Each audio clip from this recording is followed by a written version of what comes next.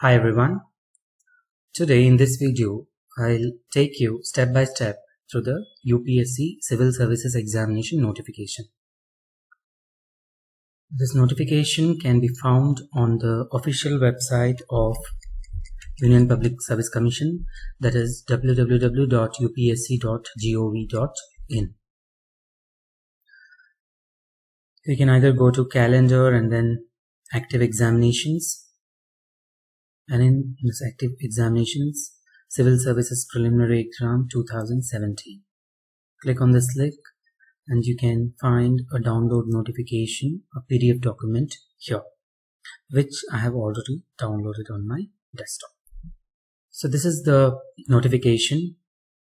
As you can see here, this was released on 22nd February 2017, and the last date of receipt of the applications is 17th March 2017, which means you still have some time, those of you who want to appear for this examination this year, that is 2017. So let's scroll down to some of the important points which are mentioned in the notification. So UPSC says that the admission to all the stages of the examination is purely provisional. This they do to play safe and not to be on the wrong side, because they conduct the verification of all your documents with respect to your graduation, age, etc. only when you are qualified for the interview or the personality test, which is the second stage of this examination. Union Public Service Commission is a constitutional body which conducts examinations to fill up the permanent executive, that is the bureaucrats at the higher level of the government. So the only way of applying for this exam is online, that is on this particular website, that is www.upsconline.nic.in.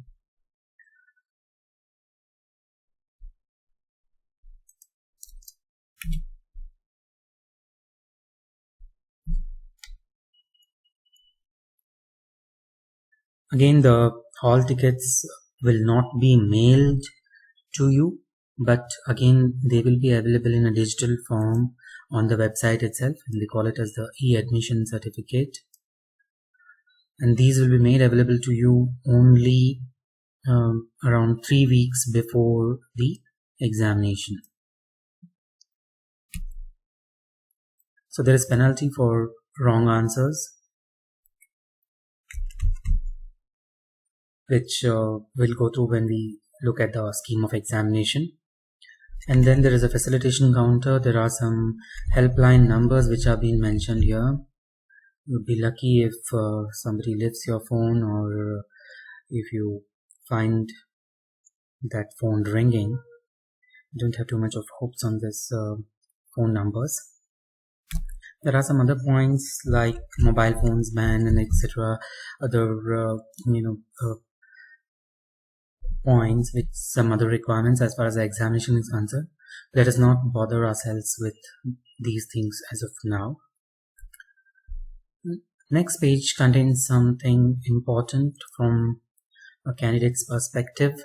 So these are the different services for which this examination will select the officers. So there are around 24 services. Okay, around 24 services, but some of them are Group B and Group A services.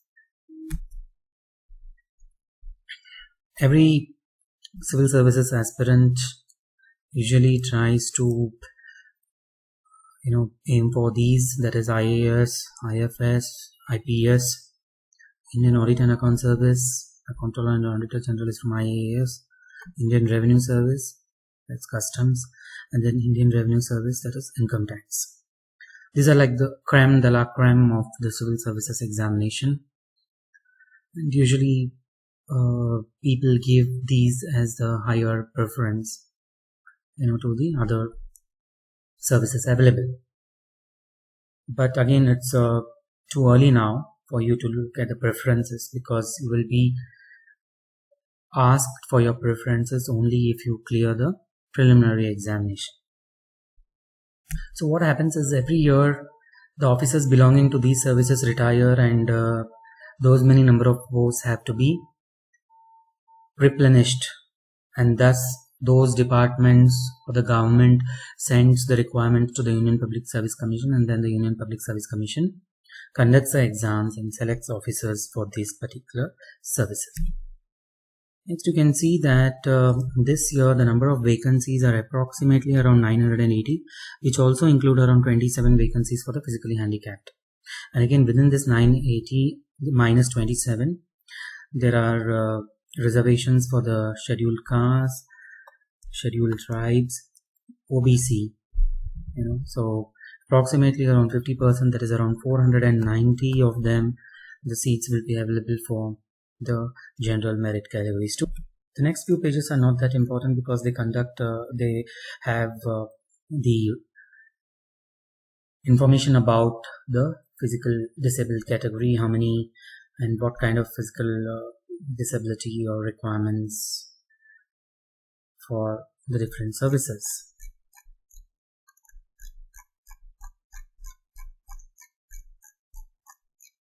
Okay. So coming to the centers where the preliminary examination will be conducted, this is conducted not only in the capital cities but also in some of the tier 2 cities of some states. So you can choose whichever center is convenient for you, the most nearest, and probably you can consider the climatic conditions, etc. And then there are the centers for civil services mains examination. You are required to mention the mains examination center also now only. Okay? So be careful about what you choose. It would be better to choose something which is near to your hometown, or a safe bet is to choose Delhi. Okay? Of course, there are rumors that writing in Delhi fetches you more marks, but again, as I said, it's just a rumor which cannot be vouched for. So in the next page, the notification mentions that you will be allotted your particular center based on a first apply, first lot, because every center is having an upper ceiling of candidates, and if that upper ceiling is reached, then they will put you to any other nearest center. So it's better that you apply as soon as possible. And again, you can see being safe, that is, UPSC has a right to change the centers at their discretion if the situation demands.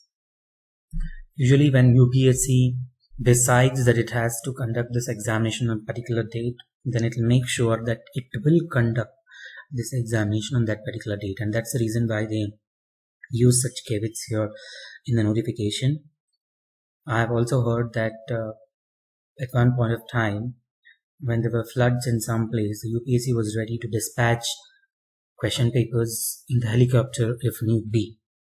And again, I think it makes some sense, because you have some of the other strike every now and then, and if UPSC starts changing dates because of these, then probably they will not be able to conduct this examination in such a disciplined manner as they are doing till date. I also know of a situation personally wherein there was a strike called by some organization, and the UPSC did not budge. They provided police protection to the examination centers, but made sure that the examination did run on that particular day.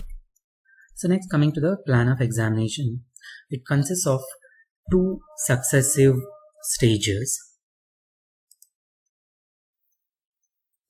That is, the first stage is the preliminary examination, for which you are being asked to submit your application now, and only those who clear this preliminary examination will be allowed to write the second stage, that is the civil services main examination.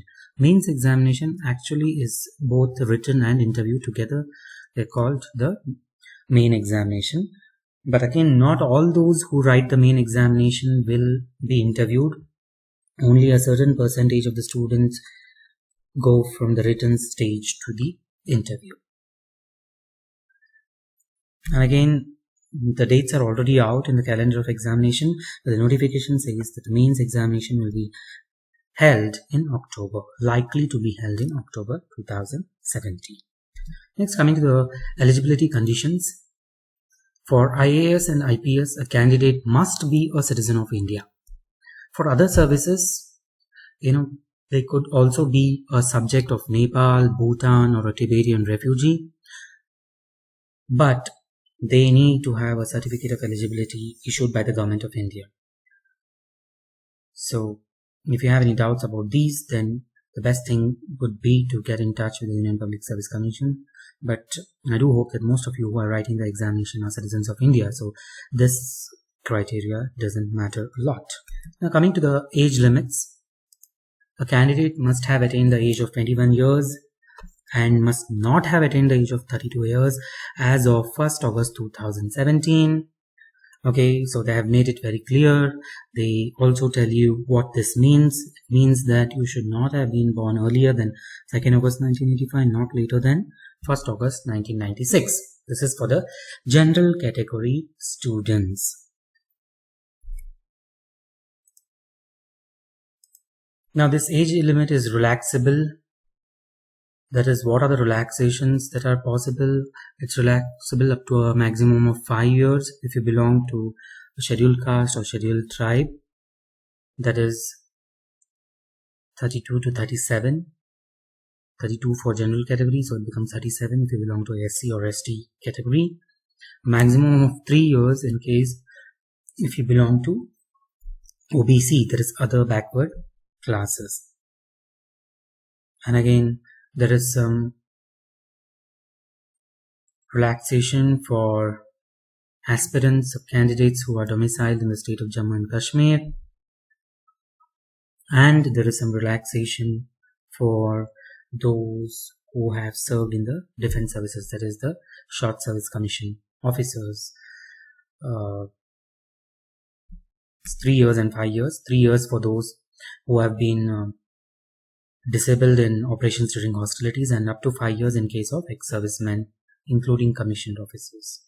Again, the date of birth accepted by the commission is that entered in the matriculation or secondary school living certificate, that is SSLC, or in a certificate recognized by an Indian university. But as I told you, they verify these documents only if you qualify for the personality test.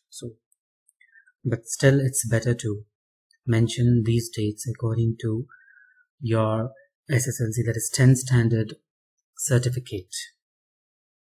Now, coming to the minimum educational qualifications, you must have an undergraduate degree, that is a bachelor's degree, from any of the universities which are recognized by a central act or a state act, or any other educational institutions declared to be deemed as a university under Section 3 of the UGC Act 1956.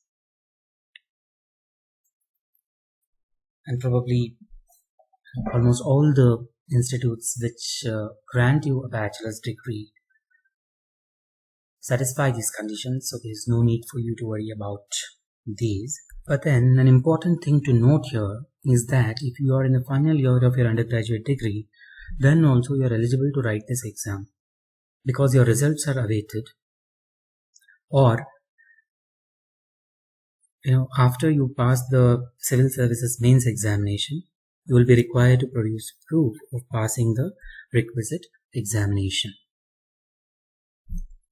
It's a very good idea to start your preparation early for this particular examination and give your first attempt right when you are in your college,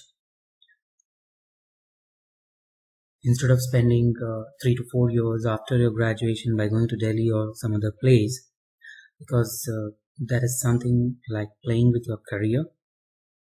If you write it in your final year and then pass it, there's nothing like that. That's the best option available to you. Next, coming to another important thing, that is the number of attempts.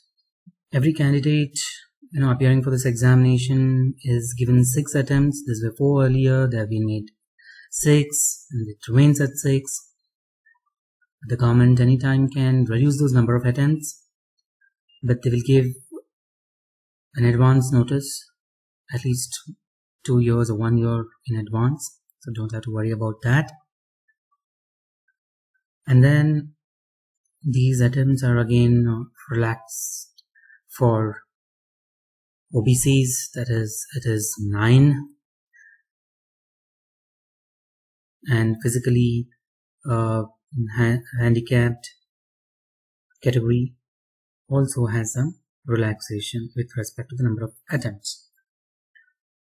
What I've seen is that students want to save these attempts. They treat them like gold, silver or diamond, very valuable. I don't want to waste my attempt.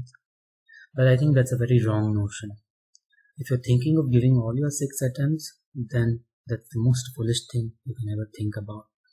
6 attempts means around 7 years of your precious life, and I think you should not waste those many years of yours going behind this examination.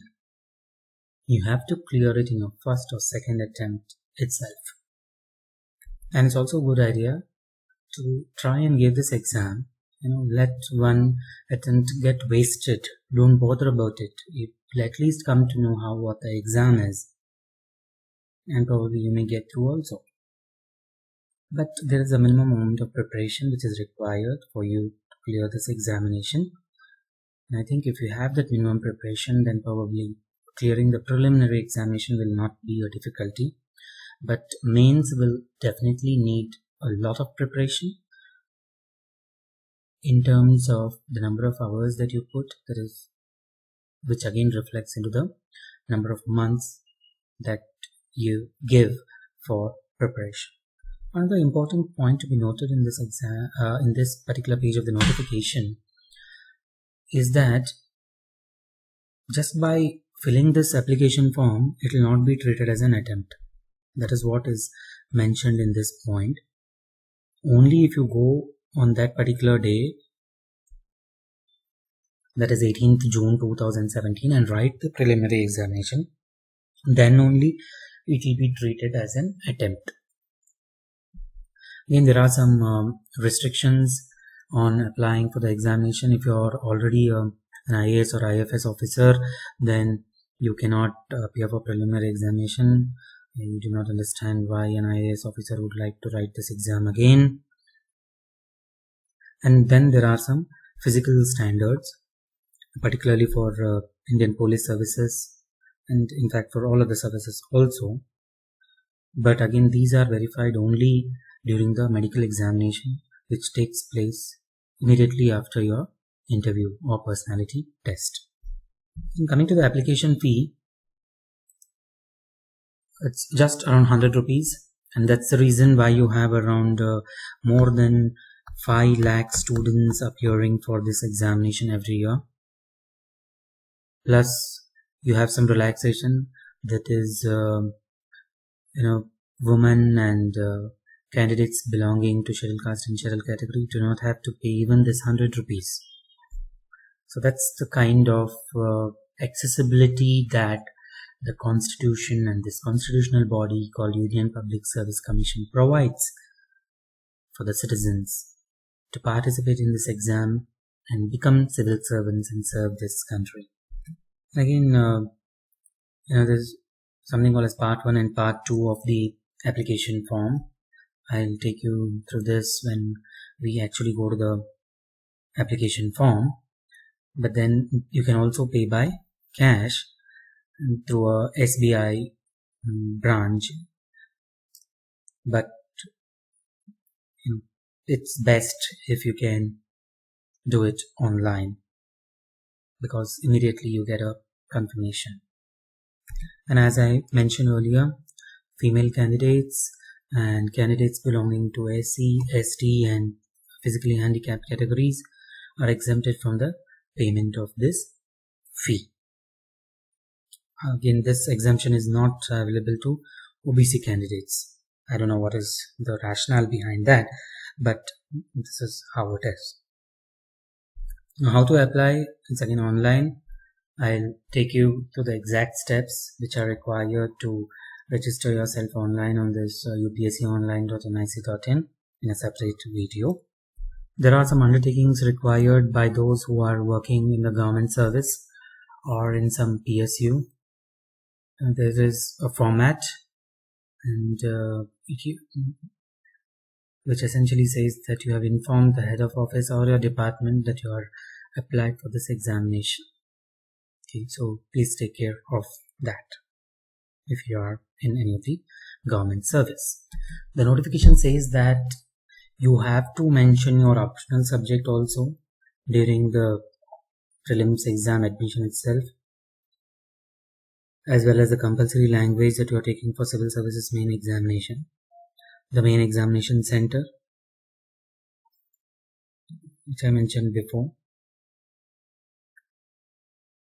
So we'll talk about these when we come to the scheme of examination. The next important part of the application is this Appendix 2, which contains instructions on how to fill your online application. So as I mentioned before, there are some requirements for your photograph and a signature which is scanned. They have to be only in the JPG format, and they have some size restrictions, that is they should not exceed 40 KB, and the lower limits are 3 KB for photograph and 1 KB for the signature. The photograph should not be less than 3 KB and your scanned signature should not be less than 1 kilobytes. As I had mentioned before, the candidates are strongly advised to apply online without waiting for the last date of submission, that is 17th March. Then Appendix 3 contains some instructions for the objective type test, that is your preliminary exam, but we'll not bother about these as of now. The next important part is the plan of examination. So as we have already noted that it is containing 2 successive stages, first one being preliminary exam and then a mains exam, which consists of a written and the interview. So the preliminary examination consists of objective type questions, that is MCQs. There is paper 1, which consists of 100 questions, each of 2 marks. That is a total of 200 marks. And then there is a paper 2, which also has not 100 questions, but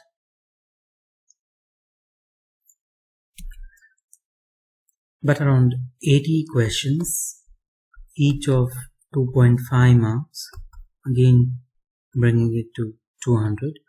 So both together, the total number of marks is 400. But then since last year they have made this paper 2 qualifying in nature, so only the marks that you scored in paper 1, that is 200 marks, this will decide whether you clear the preliminary examination or not. But paper 2 is qualifying, and you need to have scored at least 33% of this 200, that is 66 marks. Okay, So only if you have scored 66 marks or more in paper 2, then only your paper 1 or the marks that you have obtained in paper 1 will be considered, and then you will be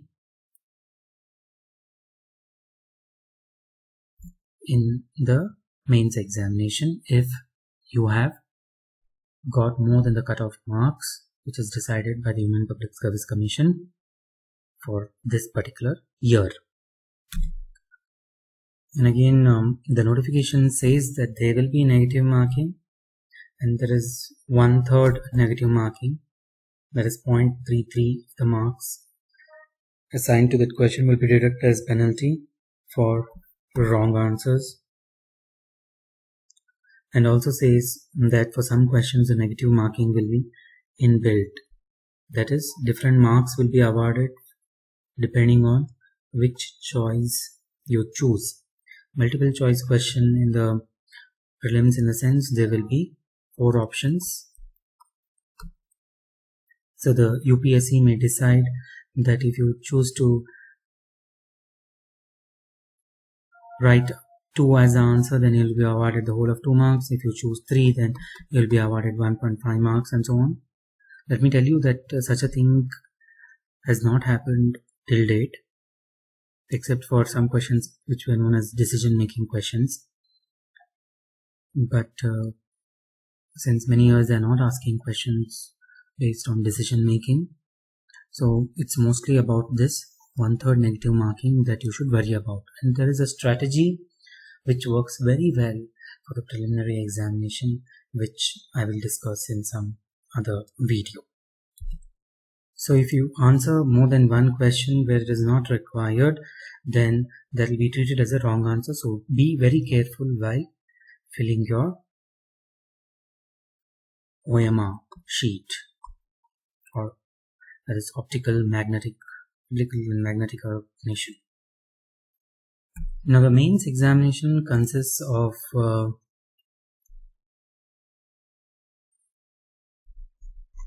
9 papers of conventional essay type. That is, you will have to write subjective answers, 500 words, 250 words, 150 words, depending on what they ask. So you have an essay paper of 250 marks. Then General Studies 1, which contains these particular major heads, that is Indian heritage and culture, history, geography of the world, and Indian society. Okay, it's society in general, which is again of 250 marks. And then you have another General Studies paper which contains governance, your constitution, polity, social justice, and international relations. It's again of 250 marks. A third General Studies paper which contains technology, economic development, biodiversity, environment, security, and disaster management, again of 250 marks. Each of this is for 3 hours. And in essay, they have now started asking 2 essays, each of 1000 words.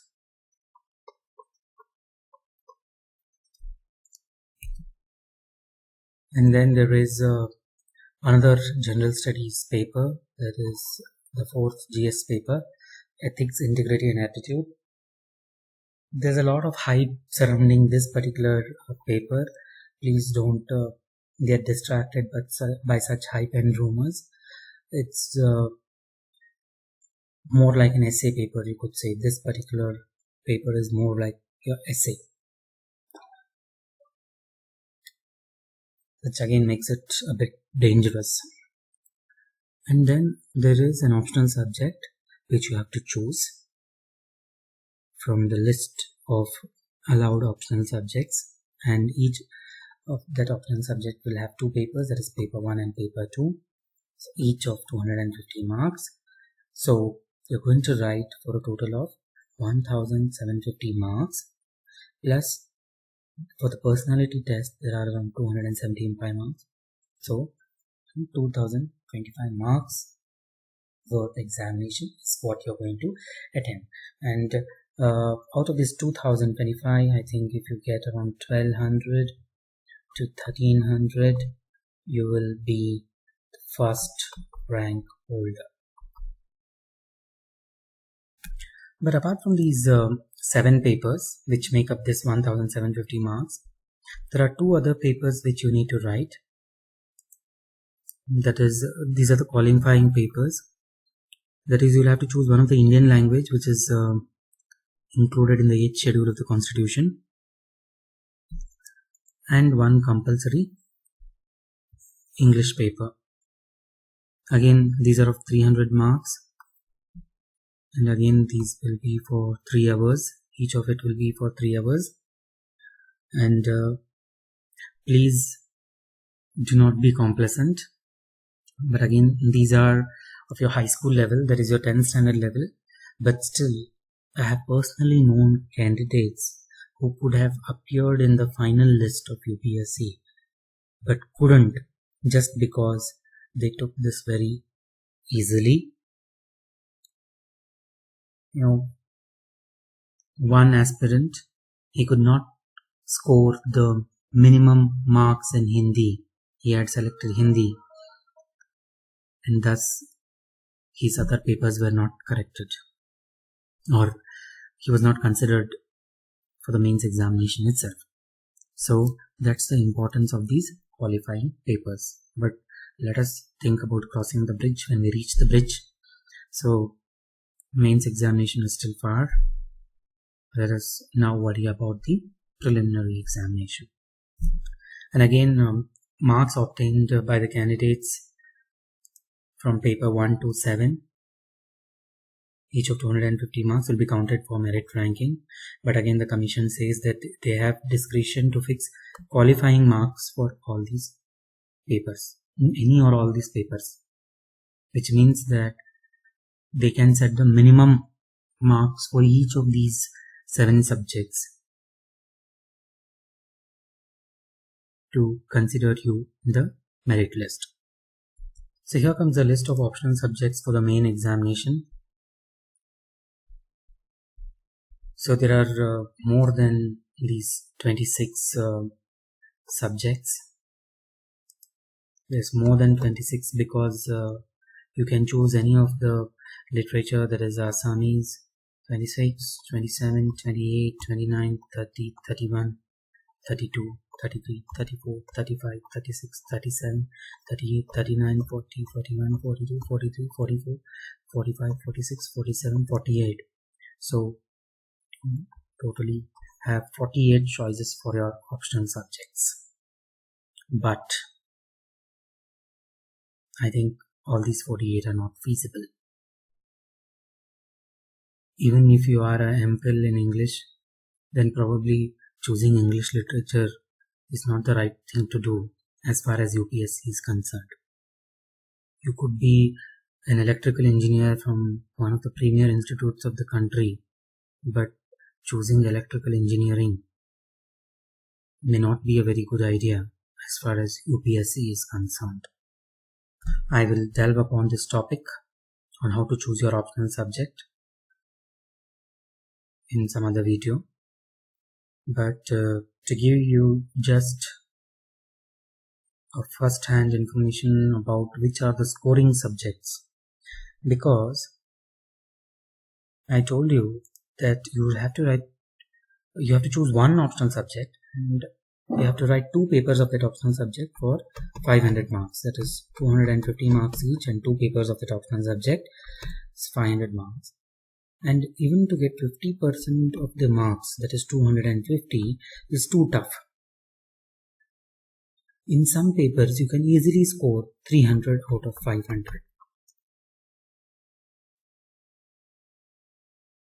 So those are the papers which you have to aim for. Usually they belong to the humanities. That is, anthropology is considered a scoring subject. Geography is considered a scoring subject.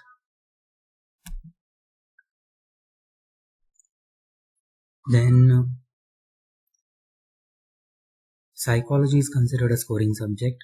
Sociology is considered a very safe subject. Public administration used to be considered a very safe subject until 2010, that is the year 2010. The largest number of aspirants used to opt for this particular optional subject. But from 2010, probably UPSC wanted to discourage people taking this subject, and that's the reason they're asking questions which have no science in the syllabus, and that makes it a very dangerous subject. When I talk about this on how to choose your optional subject with examples, I'll show you what I mean by this. Indian history is not so scoring nowadays.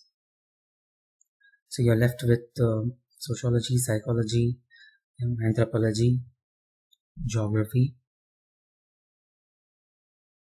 These are considered the best, and UPSC is not going to give you an award for taking a particular optional subject and then clearing this examination. So please don't get emotional about which subject to take in this examination. All that matters is that you have to clear this examination. So please don't just go by rationality from an academic perspective, but also rationality from a scoring perspective and clearing this examination. In another thing or a trick that the people use is that they make use of this provision of UPSC, that is you can write these papers 1 to 7 in any of the languages which are mentioned in the 8th schedule of the Constitution. So the thinking behind this rationality is that if you write all these papers in Gujarati, in UPSC will have to bring Gujarati evaluator itself, and he will have some soft corner and he will award you more marks. But let me tell you, this is an old trick. So UPSC could have already found ways of avoiding such mishaps or avoiding such scams. You are allowed to write in any of the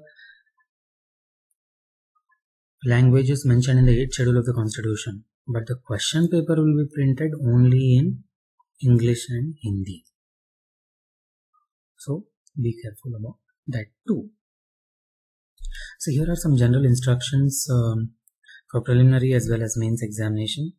So the commission has the discretion to fix qualifying marks, and if the candidate's handwriting is not easily legible, then deduction will be made on this account from the total marks otherwise accruing to him. So that's the reason why in our evaluation on JeetoBharat, initial evaluation on JeetoBharat, we have also taken a handwriting test. Marks will not be allotted for mere superficial knowledge. Credit will be given for orderly, effective and exact expression combined with due economy of words. That is, every question has a word limit and you have to stick to that word limit.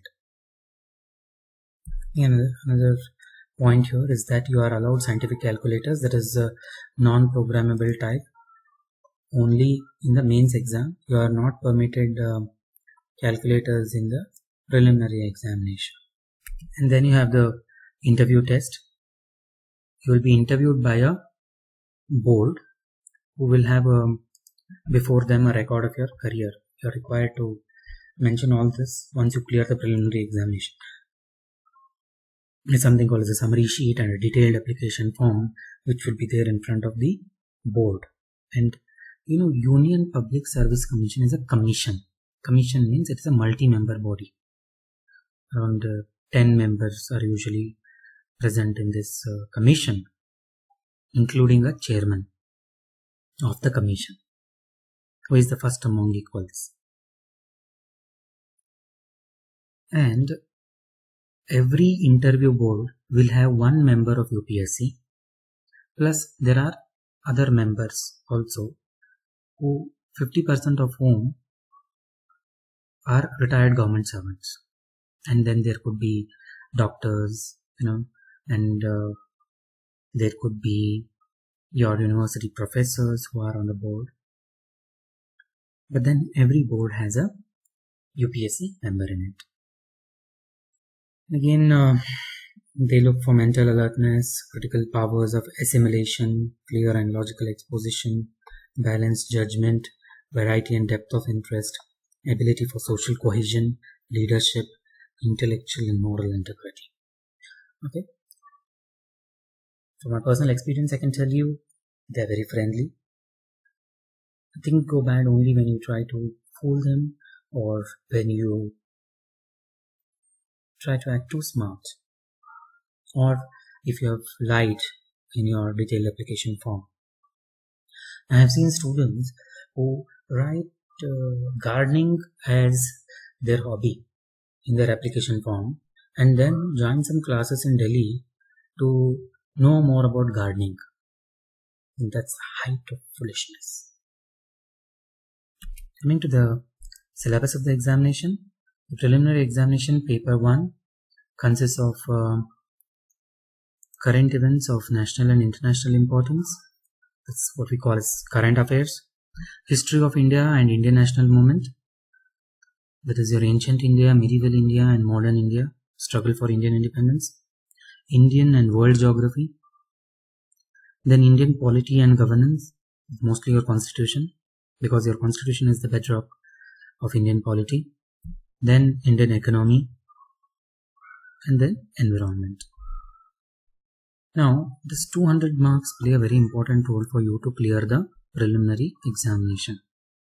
You have 100 questions and you have 120 minutes, which gives you just about 1 minute for every question in the preliminary exam. So, current affairs is something, which everyone prepares, and you don't have too much of leeway in this. Okay.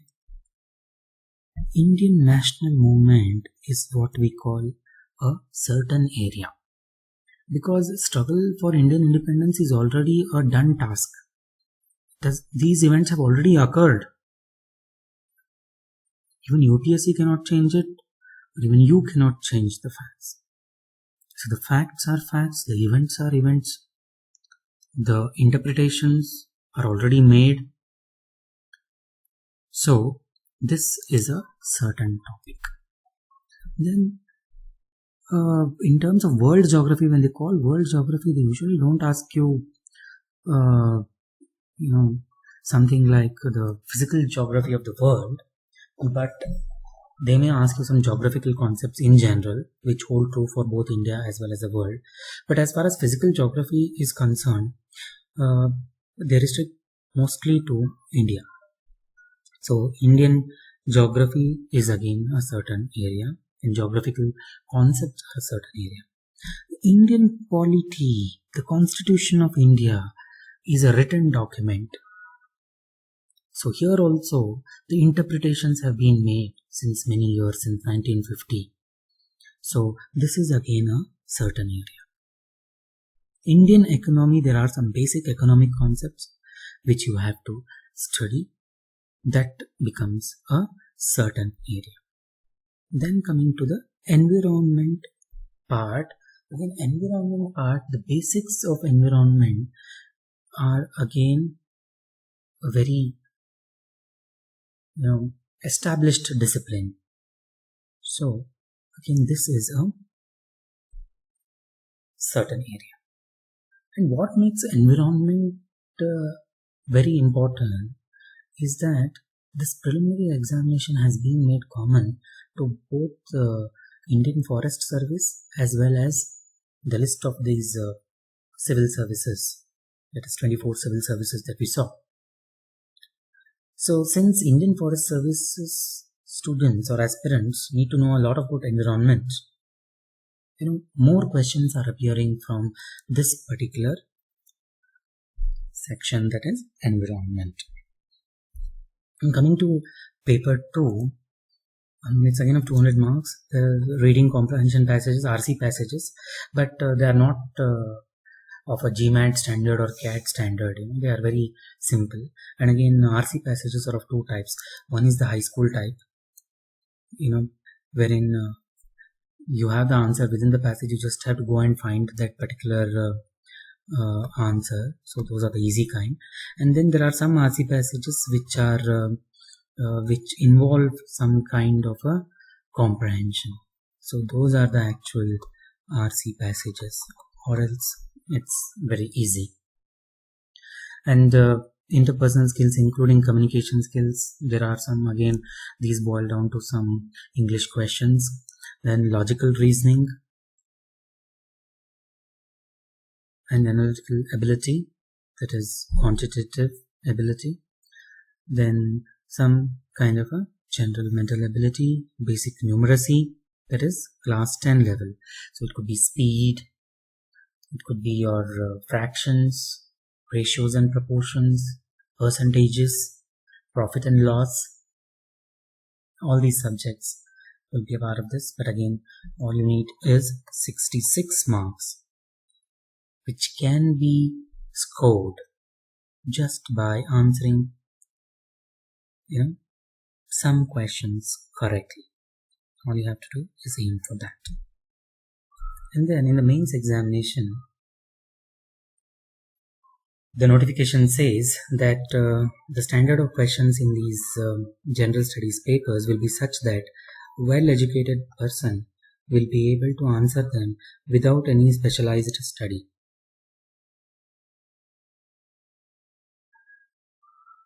What they will test is basic understanding of all the relevant issues, your ability to analyze and take a view on the conflicting social economic goals, objectives and demands. You must give relevant, meaningful and succinct answers. And for the optional subjects, they say that the scope of the syllabus is somewhere between the bachelor's and the master's, that is at the honors level.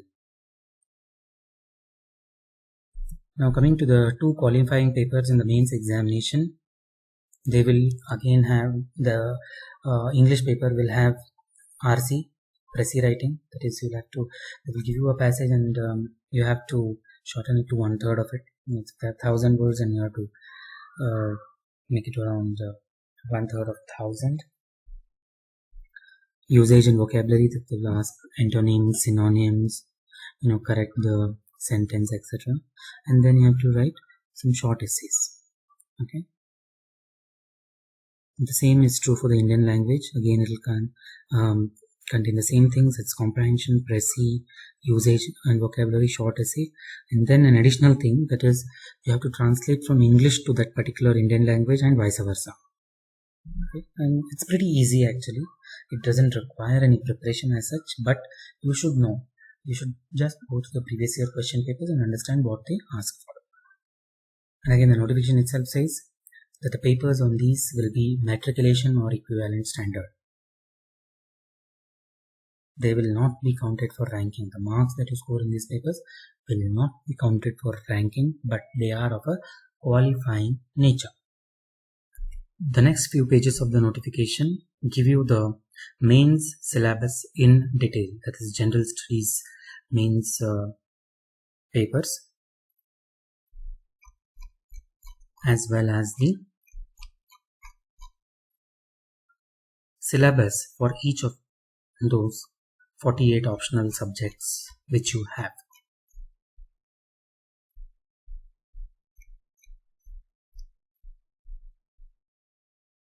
So please go through the syllabus very carefully and relate it to the previous year question papers, and please check if questions have been asked from whatever is being mentioned in the syllabus, because it is very inhuman to expect candidates to write about something about which there is no sign in the syllabus. But then again, you cannot question UPSC. There are hundreds of cases, not hundreds, there are thousands of cases against UPSC, but then there is no point in it. All you need to do is clear this examination. So choose a scoring option based on analyzing the syllabus and the previous year question papers. So all the pages from here are of the syllabus of the optional subjects. Some literature subjects are considered very scoring, like Gujarati literature, Kannada literature, etc. But again, you people have to be careful. You need some flavor for literature if you are taking these subjects. At least a minimum flavor, I would say.